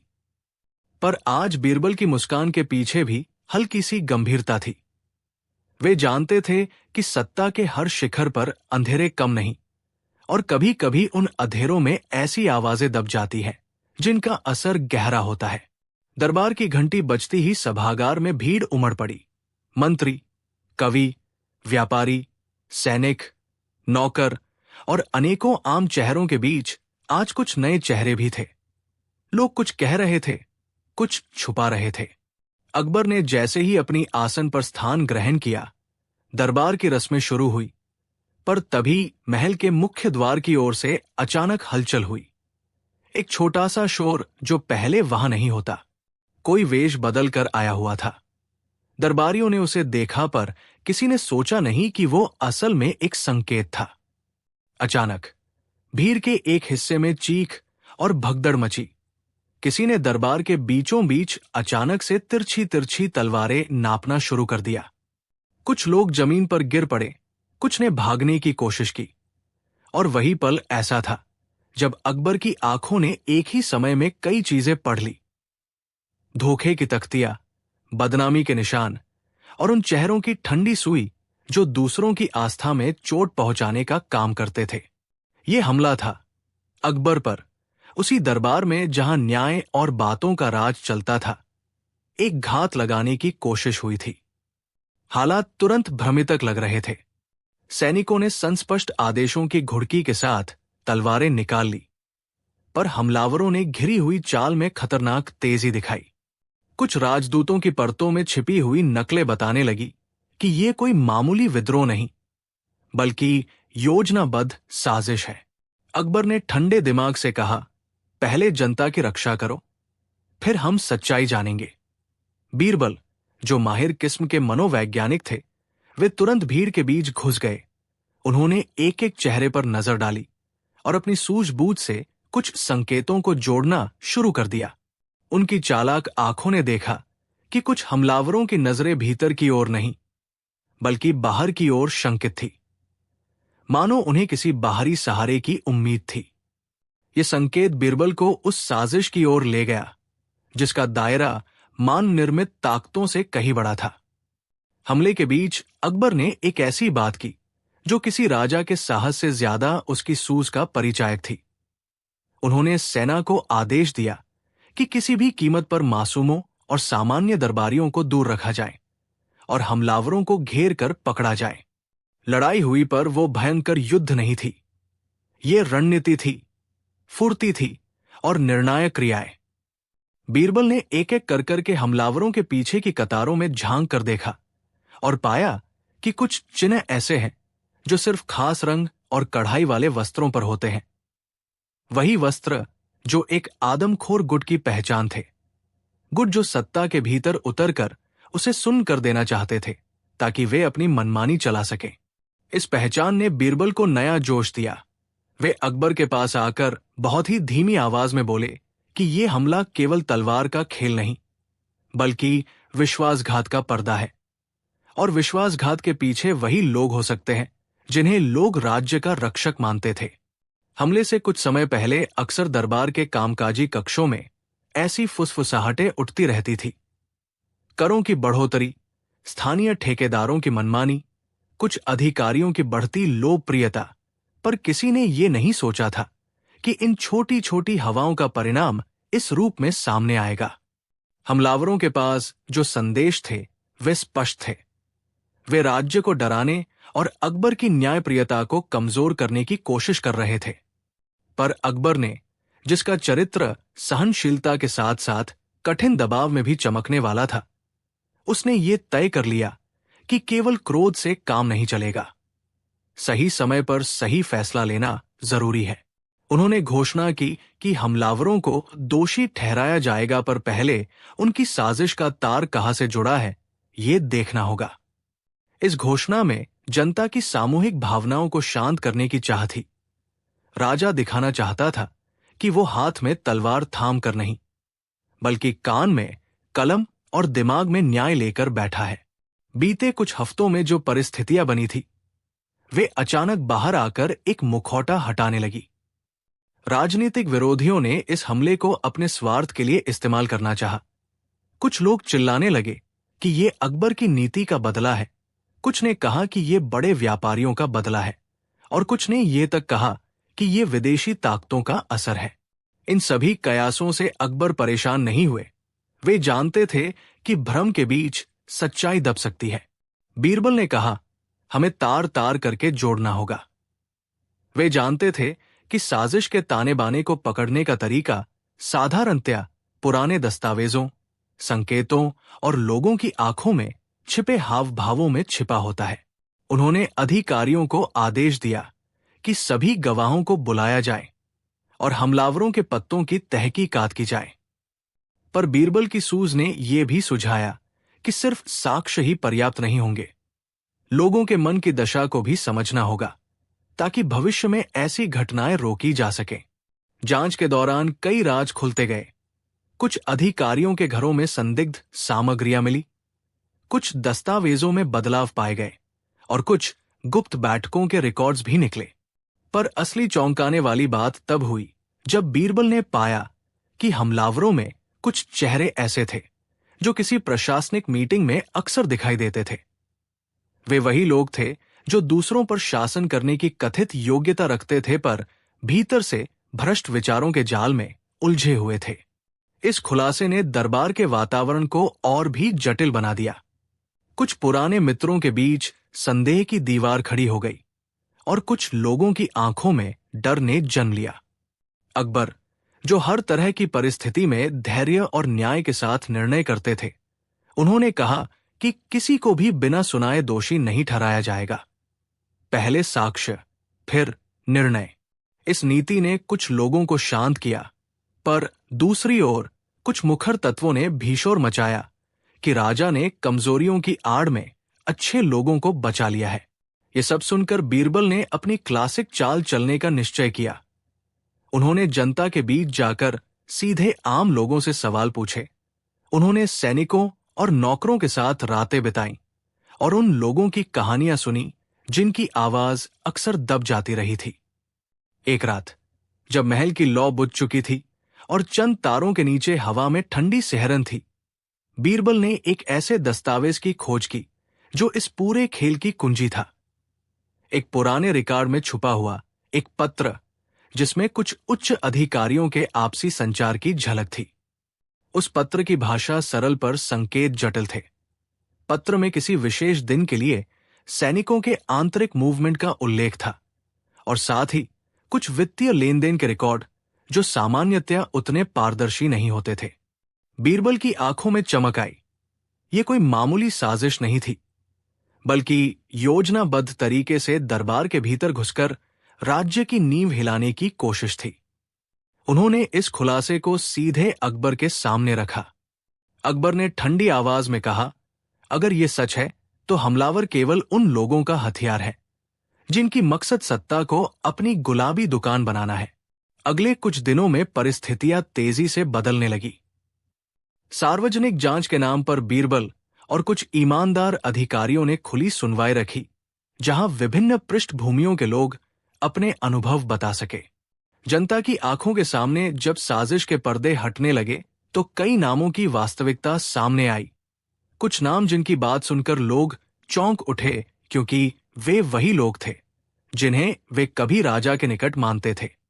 पर सबसे बड़ा झटका तब लगा जब पता चला कि एक बाहरी व्यापारी गिरोह ने कुछ भ्रष्ट अधिकारियों के साथ मिलकर साजिश रची थी, ताकि वे राज्य के कुछ महत्वपूर्ण वित्तीय मार्गों पर कब्जा कर लें। उनका मकसद था कि वे करों और आय के कुछ हिस्सों को अपने हवाले कर लें और अकबर की नीतियों को कमजोर करके स्वयं का बाहुबल बढ़ाएं। ये खुलासा न केवल दरबार के भीतर हलचल लाया, बल्कि बाहरी व्यापारिक और राजनीतिक घटकों को भी हिलाकर रख दिया। हमले के असली मास्टरमाइंड को पकड़ने के लिए बीरबल और सेना ने चुपके से एक योजना बनाई। वे जानते थे कि सीधे घेराबंदी में कई लोग घायल हो सकते हैं, इसलिए उन्होंने चालाकी से उन जगहों की नकल करवाई जहां हमलावरों और साजिशकर्ताओं की बैठकें होती थी, और उन्हें फंसाने के लिए कुछ लालची लोगों की लालसाओं का इस्तेमाल किया। ये योजना सफल रही। कई लोग जिनकी श्रेणी पर कभी राजा का भरोसा था, वे हाथों में पकड़ लिए गए। पर यह पकड़ शारीरिक दंड से ज्यादा चेतावनी थी। अकबर ने सार्वजनिक रूप से कहा कि दोषियों को न्याय के कठोरतम नियमों के तहत कड़ी सजा दी जाएगी, पर साथ ही उन्होंने ये भी कहा कि उन्हें अवसर दिया जाएगा कि वे अपनी गलती माने और राज्य की भलाई के लिए सहयोग करें। इस निर्णय ने कुछ लोगों को चौंकाया। वे राजा के कठोर चेहरे के भीतर मानवता देखना नहीं चाहते थे, पर अकबर जानते थे कि सख्ती के साथ दया भी जरूरी है, ताकि राज्य में पुनर्निर्माण संभव हो सके। हमले का असर समाज पर गहरा था। कुछ लोगों ने डर के कारण शहर छोड़ दिया, कुछ ने अपना व्यवसाय बंद कर दिया और कुछ ने अपने घरों की खिड़कियां बंद कर ली। पर साथ में एक नई चेतना भी उभरी। लोगों ने देखा कि उनका राजा केवल तलवार का नहीं, बल्कि न्याय का हिमायती भी है। उन्होंने देख लिया कि बीरबल जैसे सलाहकार कितने मौलिक होते हैं। वे केवल बुद्धि नहीं, बल्कि इंसानियत के रखवाले भी हैं। बीरबल ने इस मौके का उपयोग करके एक बड़ा सामाजिक सुधार चलाई। उन्होंने कहा कि हमलावरों की वजह से जो आर्थिक नुकसान हुआ है, उसे साझा रूप से सहन किया जाएगा, और जिनके पास संसाधन है, उन्हें समाज के छोटे लोगों की मदद के लिए आगे आना चाहिए। इस प्रकार की पहल ने समाज में डर के साथ साथ सहानुभूति की भी लौ जगा दी। लोग अब राजा के फैसलों पर नजर रखने लगे और सरकार भी लोगों के प्रति और अधिक जवाबदेह हुई। हमले के बाद अकबर ने एक नए प्रकार की सुरक्षा और पारदर्शिता लागू की।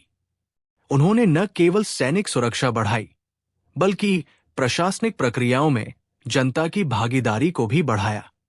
बीरबल ने स्थानीय पंचायतों को अधिक अधिकार दिए जाने की वकालत की, और अकबर ने कई आर्थिक नीतियां संशोधित की, ताकि व्यापार और कर प्रणाली में अनावश्यक दरारें न हों, जिनसे साजिशकर्ता लाभ उठा सकें।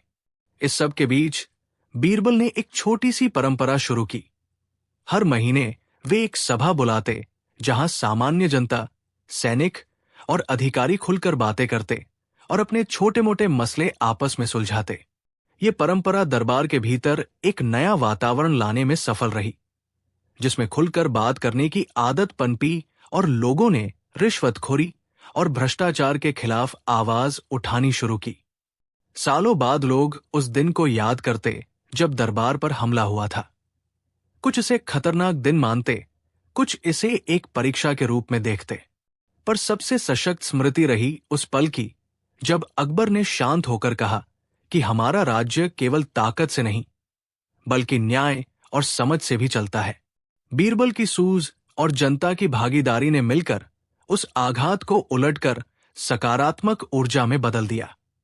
जिन लोगों ने पहले साजिश में भाग लिया था, उनमें से कई ने पछतावा जताया और अपनी जिंदगी सुधार ली। कुछ को कठोर सजा मिली, पर उनकी सजा भी न्याय की कसौटी पर पूरी तरह खरी उतरी।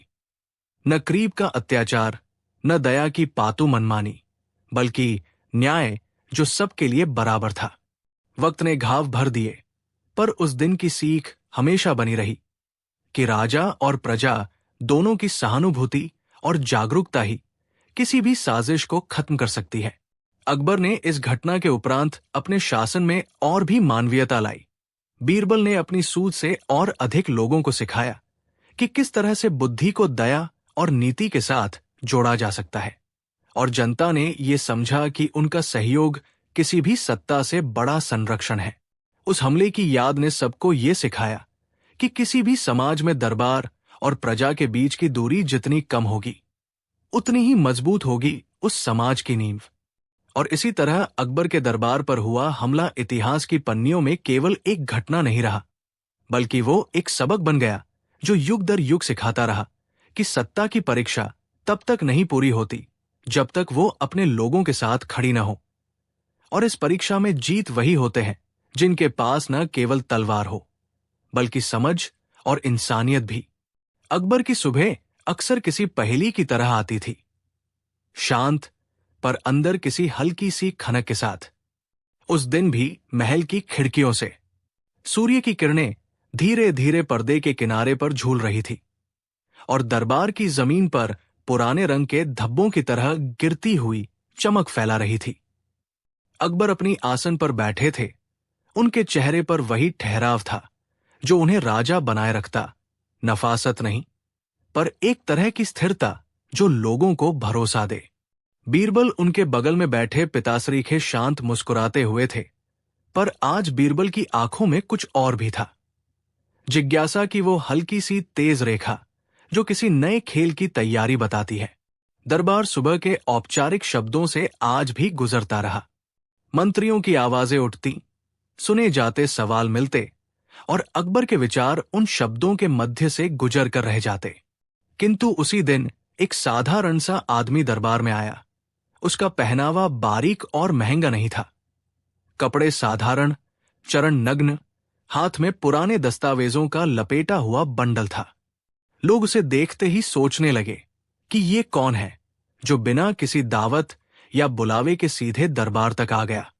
कुछ दरबारी हंसे, कुछ ने टोक दिया, पर अकबर ने अपनी दृष्टि उस आदमी पर टिकाई और उसे आसन के पास बुलाने का इशारा किया।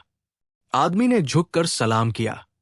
उसकी नजरें घबराई हुई नहीं थी, बल्कि उसमें धीमी धीमी उम्मीद की चमक थी। अकबर ने पूछा, बताओ कौन हो और किस लिए आए हो? आदमी ने स्थिर स्वर में कहा, महाराज, मैं रंजीत कहला जाता हूं, और मैं बस एक सच्ची बात बताने आया हूं। बीरबल ने हल्की सी मुस्कान के साथ कहा, सच्ची बात सुनना बहादुरी नहीं, पर उसे कह देना बहादुरी है। यह सुनकर दरबार में एक हल्की सी सरसराहट हुई, पर अकबर ने कहा कि आदमी की बात सुनी जाए। रंजीत साधारण गांव का एक कारीगर था। हाथ में लकड़ी की कटोरी बनाती आदत, आंखों में मेहनत की कठोरता और दिल में घर-बार की याद। उसने बताया कि कुछ दिन पहले वो अपने गांव के पास के जंगल में लकड़ी काटने गया था, और वहां उसे एक बूढ़ा कवचधारी मिला। वो सैनिक नहीं, पर उस पर वर्षों का समय था। उसकी आंखों के कोनों में मिली झुर्रियां जैसे एक पूरी कहानी कह रही थी। वो बूढ़ा राजा के समय का एक पुराना सैनिक निकला जो अब बेघर हो चुका था। रंजीत ने उसकी मदद की, रोटी बांटी, पानी दिया, और एक रात उसकी क्षतविक्षत पगड़ी ठीक की। अगले दिन जब रंजीत वापस गया तो राजा का ये बूढ़ा सैनिक गायब था, पर उसने एक छोटी सी अंगूठी वही छोड़ दी। सोने की एक पतली अंगूठी जिस पर किसी का नाम उकेरा नहीं था, पर उसमें एक नम पुराना सा कंटक लगा था, जैसे किसी के आंसू का निशान हो। रंजीत ने वो अंगूठी अपने पास रख ली ताकि उसे कोई कीमत नहीं मिले, पर उसकी याद दिलाती रहे कि उसने एक इंसान की मदद की थी।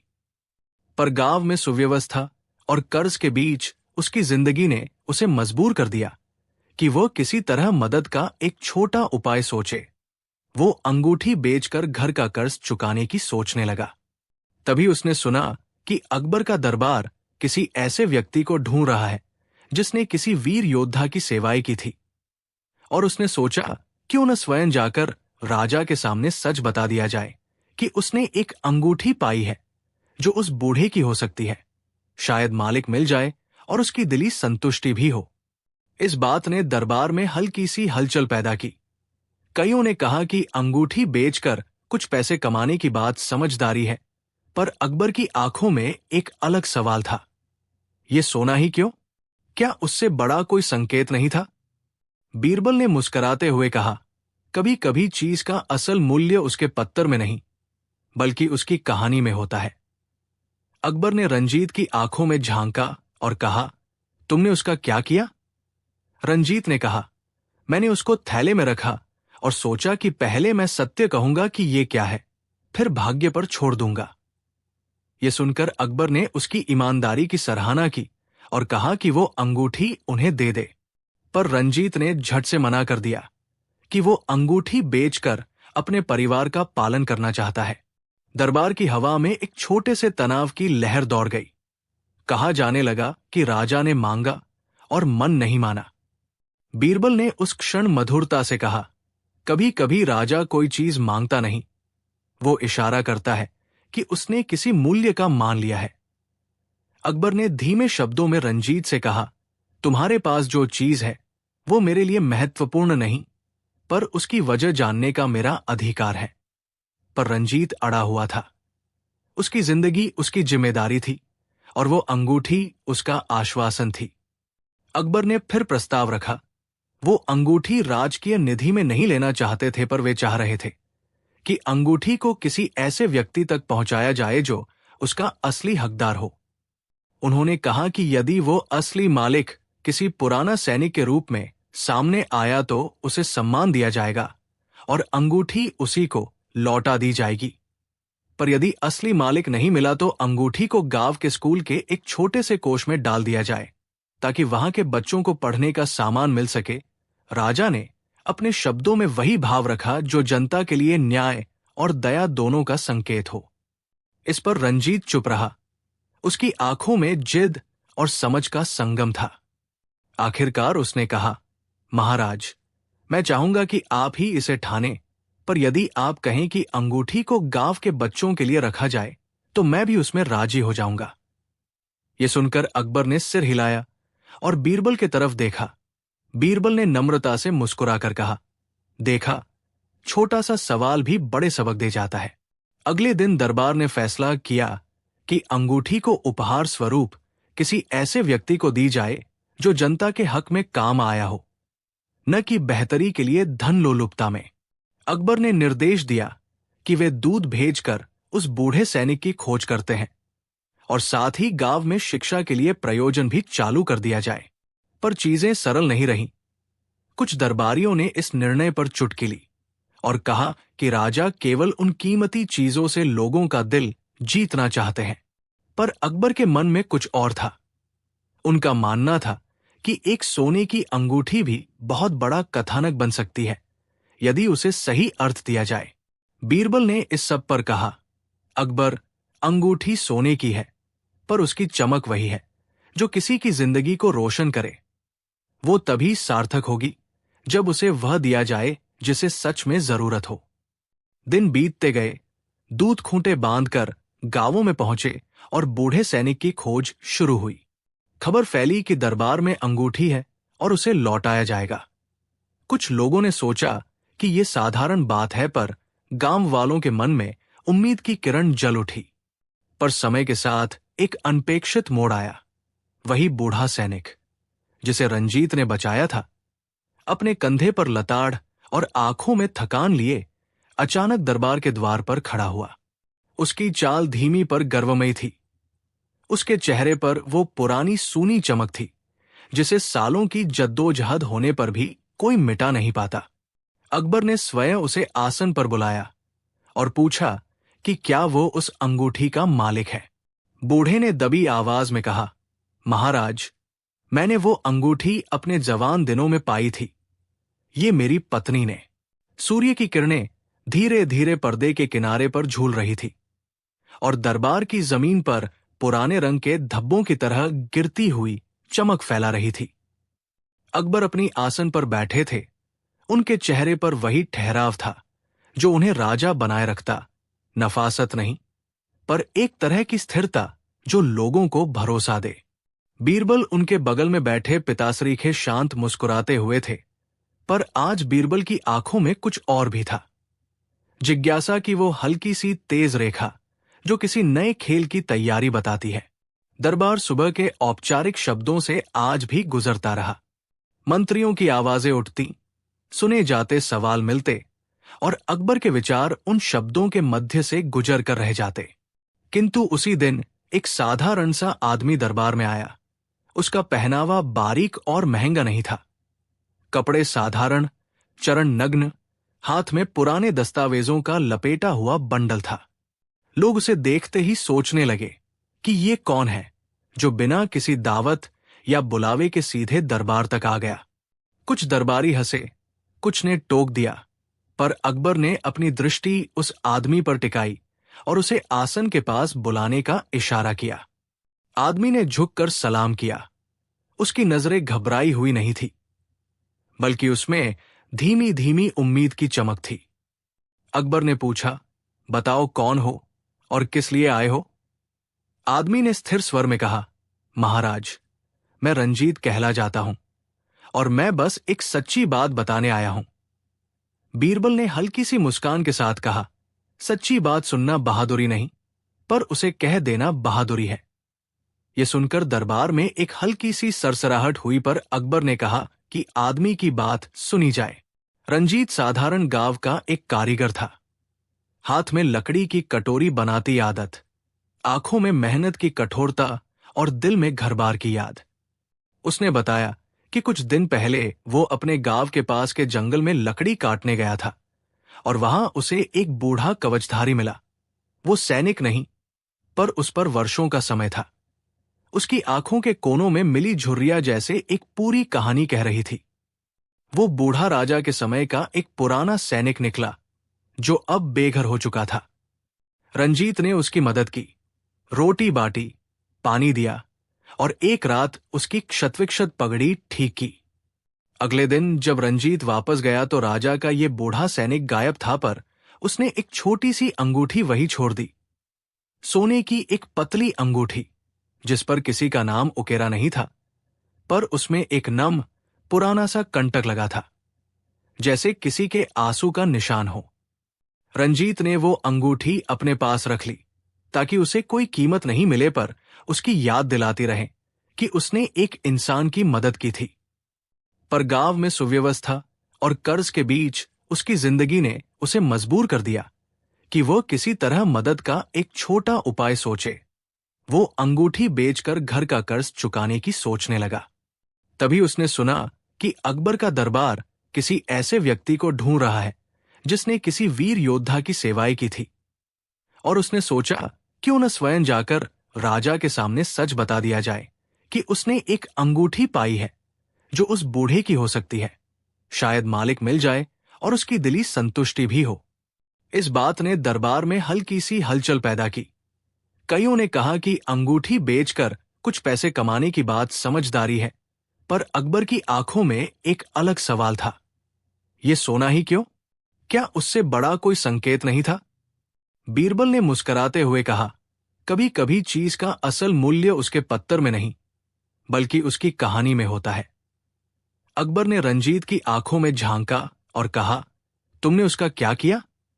रंजीत ने कहा, मैंने उसको थैले में रखा और सोचा कि पहले मैं सत्य कहूंगा कि ये क्या है, फिर भाग्य पर छोड़ दूंगा। यह सुनकर अकबर ने उसकी ईमानदारी की सराहना की और कहा कि वो अंगूठी उन्हें दे दे, पर रंजीत ने झट से मना कर दिया कि वो अंगूठी बेचकर अपने परिवार का पालन करना चाहता है। दरबार की हवा में एक छोटे से तनाव की लहर दौड़ गई। कहा जाने लगा कि राजा ने मांगा और मन नहीं माना। बीरबल ने उस क्षण मधुरता से कहा, कभी कभी राजा कोई चीज मांगता नहीं, वो इशारा करता है कि उसने किसी मूल्य का मान लिया है। अकबर ने धीमे शब्दों में रंजीत से कहा, तुम्हारे पास जो चीज है वो मेरे लिए महत्वपूर्ण नहीं, पर उसकी वजह जानने का मेरा अधिकार है। पर रंजीत अड़ा हुआ था। उसकी जिंदगी उसकी जिम्मेदारी थी और वो अंगूठी उसका आश्वासन थी। अकबर ने फिर प्रस्ताव रखा। वो अंगूठी राजकीय निधि में नहीं लेना चाहते थे, पर वे चाह रहे थे कि अंगूठी को किसी ऐसे व्यक्ति तक पहुंचाया जाए जो उसका असली हकदार हो। उन्होंने कहा कि यदि वो असली मालिक किसी पुराना सैनिक के रूप में सामने आया तो उसे सम्मान दिया जाएगा और अंगूठी उसी को लौटा दी जाएगी। पर यदि असली मालिक नहीं मिला तो अंगूठी को गांव के स्कूल के एक छोटे से कोष में डाल दिया जाए ताकि वहां के बच्चों को पढ़ने का सामान मिल सके।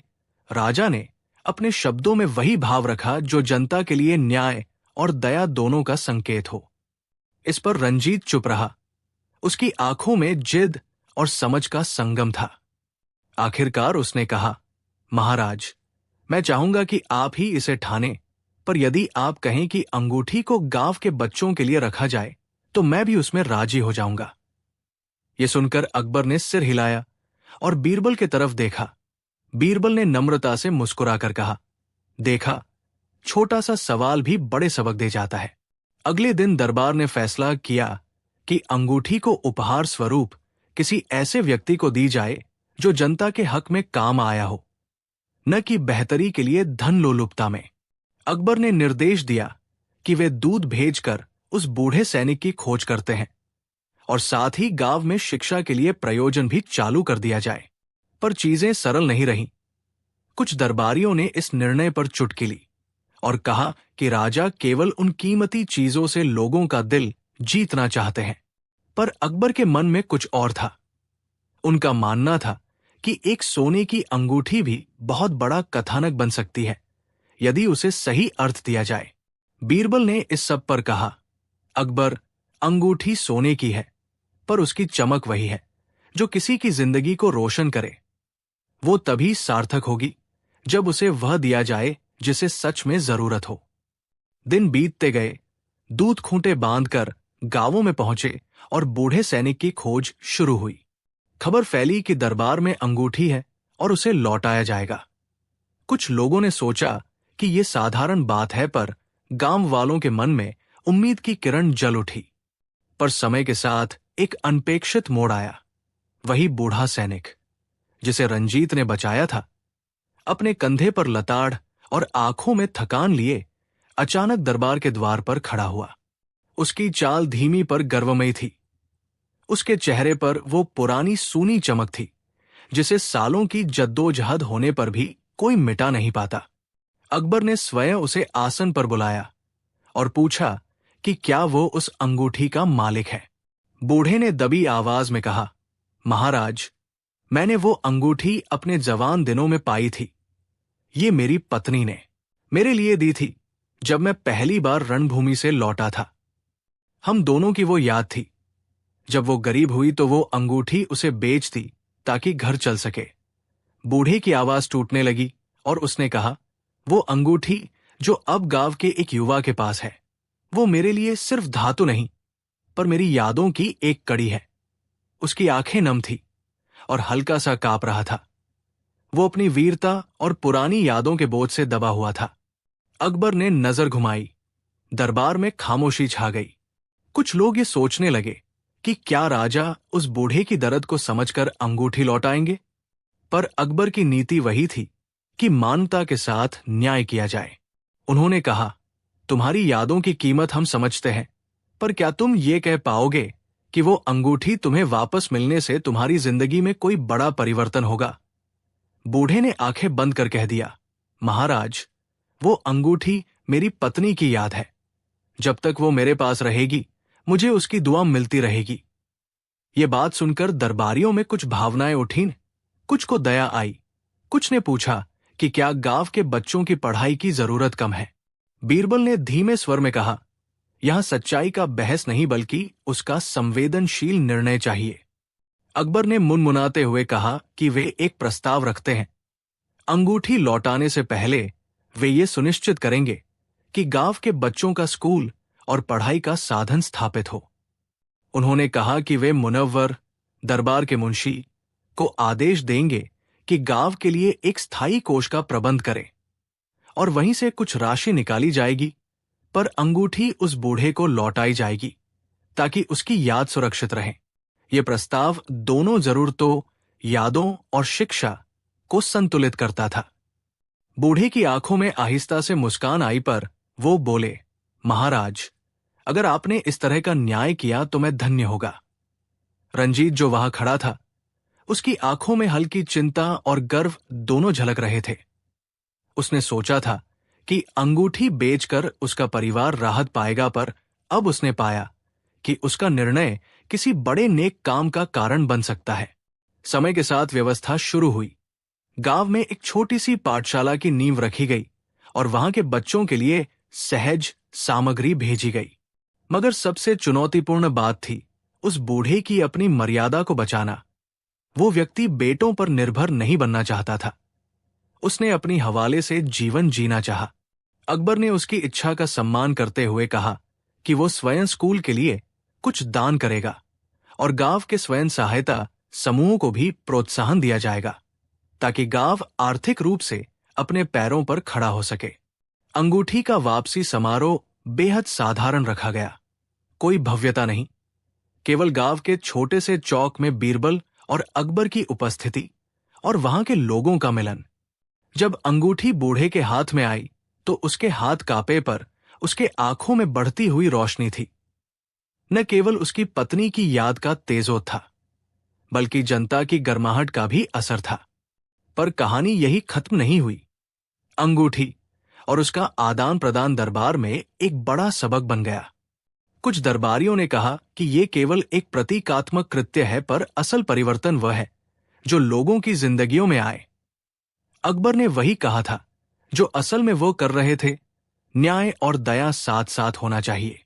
बीरबल ने एक दिन मीठे स्वर में सब कुछ समझाया। सोना और अंगूठी तो केवल रूप है, पर असली सोना वो हृदय है जो दूसरों के लिए चमकता है। इस बात का गूंज गांव गांव तक पहुंचा और लोगों ने समझा कि राजा केवल आदेश देने वाला नहीं, बल्कि सुनने वाला भी है। रंजीत को सम्मान मिला। उसने अपनी ईमानदारी की वजह से न केवल अपने घर की रक्षा की, बल्कि गांव के बच्चों की पढ़ाई में भी योगदान दिया। बूढ़े ने अपनी अंगूठी को संभाल कर रखा और हर बार जब किसी बच्चे ने सही उत्तर दिया, वो अपनी अंगूठी को झंडे की तरह उठाकर बच्चों को आशीर्वाद देता। समय के साथ उस अंगूठी की कहानी और भी गहरी हो गई। कुछ सालों बाद गांव ने मेला लगाया और उस मेले में वो अंगूठी एक तरह की पवित्र निशानी बनकर रह गई। न केवल एक मेटल का टुकड़ा, पर मानवीय रिश्तों की निशानी। अकबर के दरबार में भी ये घटना चर्चा का विषय बनी। लोग कहते कि राजा ने साधारण व्यक्ति के लिए जो कदम उठाया, उसने शाही दरबार की सोच को जमीन से जोड़ दिया। बीरबल ने माथे पर हाथ रखकर कहा कि असली राजकाज तभी सफल होता है जब राजा और प्रजा का रिश्ता केवल आदेश पालन का न हो, बल्कि समझ और साझा संवेदना का हो। इस बात को वर्षों तक लोग याद रखते रहे। वक्त ने कई चेहरों को बदल दिया। रामपुर गांव के बच्चे बड़े हुए, पढ़े और कुछ शहर जाकर काम करने लगे। बूढ़े का देहांत भी हुआ, पर उसकी अंगूठी गांव के संग्रहित स्मृतियों में सुरक्षित रही। रंजीत ने अपने बच्चों को ईमानदारी की सीख दी और कभी अंगूठी बेचने की बात नहीं की। वो जान गया था कि कुछ चीजें पैसों से खरीदी नहीं जाती।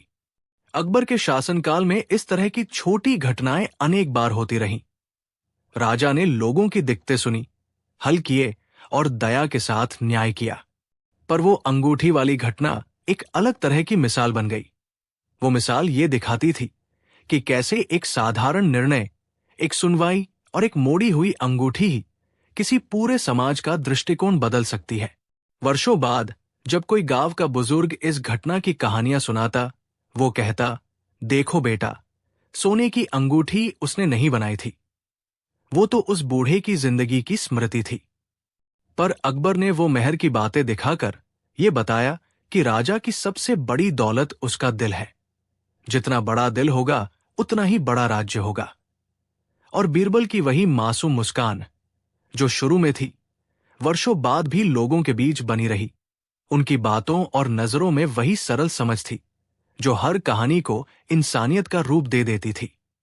अंगूठी का वो छोटा सा घटना चक्र महज एक गहना बनकर न रहा, वो गांव के बच्चों की पढ़ाई की किताब बन गया, बूढ़े की याद का संकेत बन गया और उस दिन से अकबर के दरबार की एक नई परंपरा शुरू हुई, जहां राजा की आवाज तभी तक प्रभावी मानी जाती जब वो लोगों की विवशताओं और उनकी यादों का भी सम्मान करे। और इसी तरह एक छोटी सी सोने की अंगूठी ने दरबार और प्रजा के बीच एक नई भाषा पैदा कर दी, भाषा जिसमें न्याय और करुणा दोनों की जगह थी। रंजीत की ईमानदारी, बूढ़े की याद और अकबर की न्यायप्रियता ने मिलकर यह साबित कर दिया कि इंसानियत की चमक किसी भी धातु की चमक से बढ़कर होती है, और जब राजा उसे पहचान लेता है तो पूरा राज्य उज्जवल हो उठता है।